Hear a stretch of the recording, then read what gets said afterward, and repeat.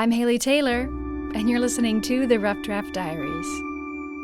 It's Thanksgiving Eve, which means we'll air our Thanksgiving special here on the Rough Draft Diaries. Now, last year we aired our very first Thanksgiving special with the head chef at Dégagé Jazz Cafe as he shared a twist on a classic Thanksgiving recipe.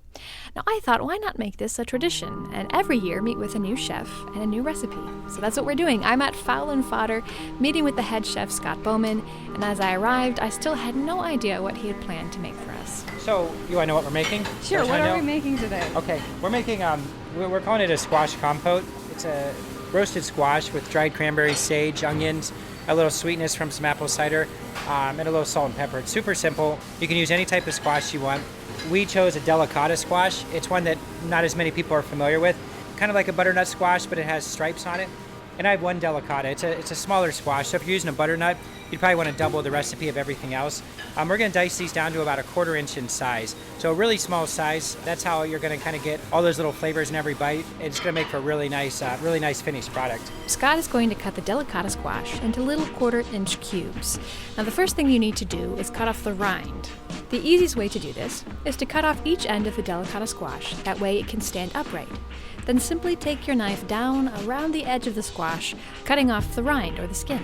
Once you have removed the rind, you can cut the squash in half, vertical-like, so you can see the inside and get all the guts out. So here's the interior. Looks fantastic. We're going to scoop out the flesh, scoop the seeds away from the flesh. Now you can discard those. You don't get a whole lot of flesh from these, but man, they sure taste good. So we're going to slice these a 1/4 inch apart.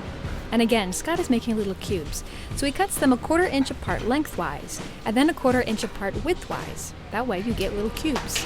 Little cubes, and things taste better and more surface area that's exposed. You know, and if you have the time to do it that way. If you have to cut them bigger because you're in a time crunch, but it's a good way to practice your knife skills too. So that got us about a little over a cup of squash out of there, and we're going to make a small batch here. This is enough for, 3 or 4 people, and then I'm going to drop about a 1/4 cup of onions into there. So that's going to bring out kind of the savory note.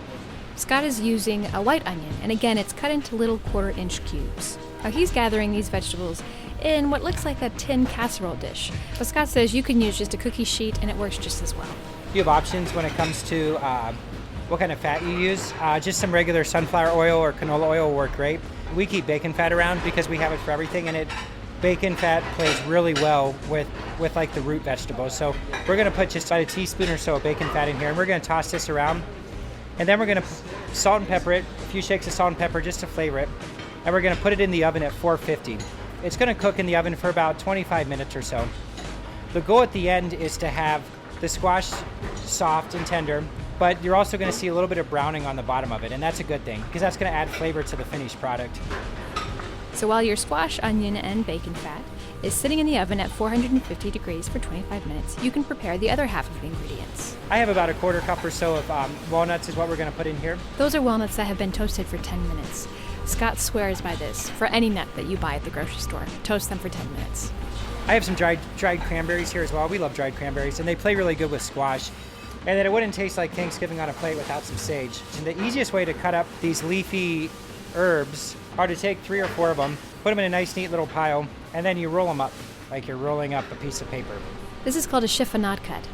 After rolling the leaves of sage, you cut through these little scrolls widthwise, and they make beautiful little ribbons. But once again, you're exposing surface area. The more surface area, the better the flavor.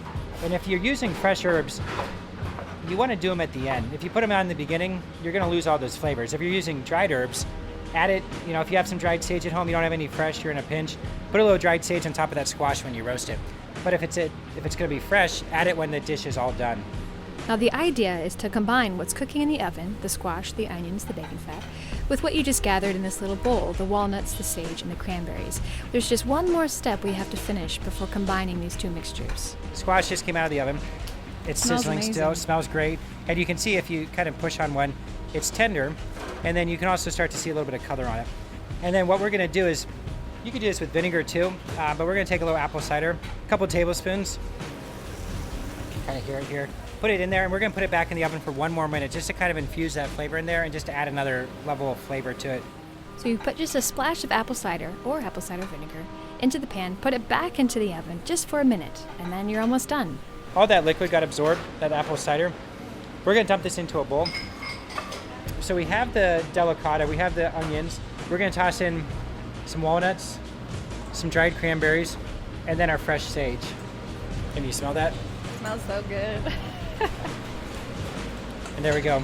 It's all takes. Yep, and it's really, really tasty too. So take your squash to the next level this Thanksgiving and make something really cool for your guest. So there you have it. That is our Thanksgiving special here on the Rough Draft Diaries.